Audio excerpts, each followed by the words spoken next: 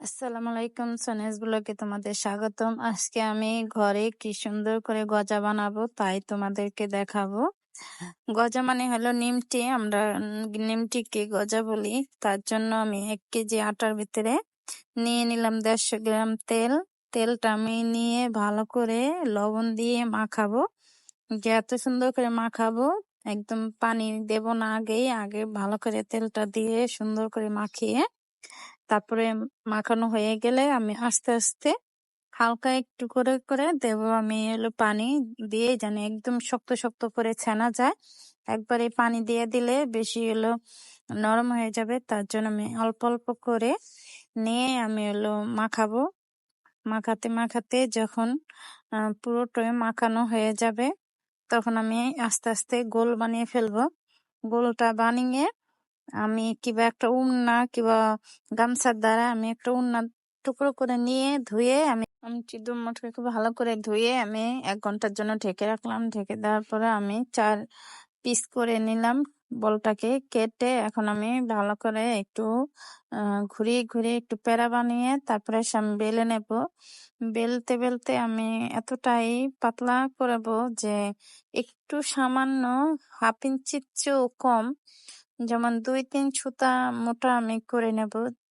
ঠিক যেরকম দেখাচ্ছে এরকম মোটা করে আমি এখন লম্বা লম্বা করে 4 পিস করে নেব। 4টা পিস করার পরে তারপরে ওটার আমি আবার এমন ছোট ছোট চিকন চিকন করে কেটে নেব। কেটে নেওয়ার পরে যেমন সবগুলি যেমন এক সাইজের হয় তার সেভাবে আমি চাকু দিয়ে পিস পিস করে কেটে নেব।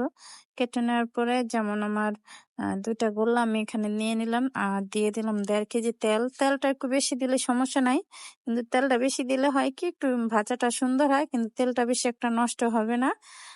আর তেলটাও বেশি একটা পুড়বে না। জাস্ট একটু ডোবা তেলে ভাজার জন্য তেলটা একটু বেশি দিতে হয়।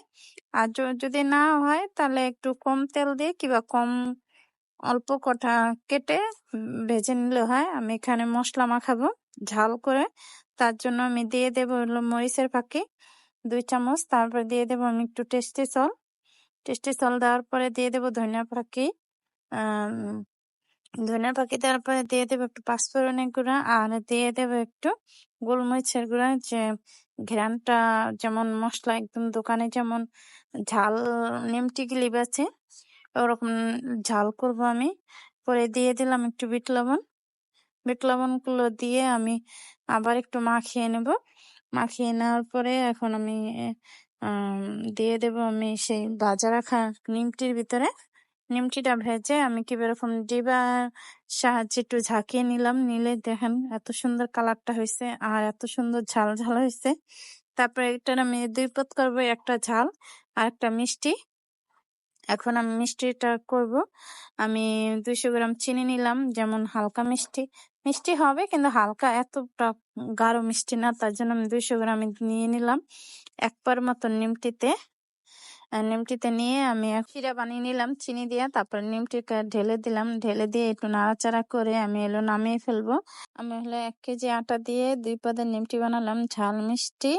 এভাবে বানালে ঘরে বসে খাওয়া